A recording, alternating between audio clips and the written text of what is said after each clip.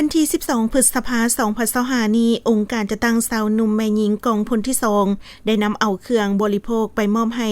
นักเรียนนาย10สุดที่7ที่ฮัดแอบปฏิบัติยิงลูกปืนแท้อยู่สนามฮัดแอบของกองพลที่2โดยมีสหายพันโทศรีบุญเฮืองทองประเสริฐห้องหัวหน้าห้องการเมืองผู้สินำองค์การจะตั้งมหาชนกองพลที่2มีแผนกการที่เกี่ยวข้องคณะพักคณะบรรษาศูนย์ฝึกอบรมครูอาจารย์และนักเรียนนาย10เข้าร่วมเครื่องบริโภคที่นำไปมอบในครั้งนี้ประกอบ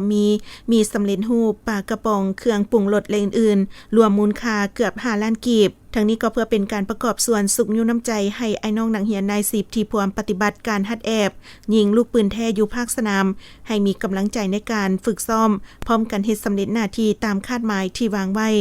โอกาสนี้สหายพันโทคำแพงแสงมณีหัวหน้าการเมืองศูนย์ฝึกอบรมได้ต่างหน้าให้ไอ้น้องนักเรียนนาย10แสดงความขอบอกขอบใจ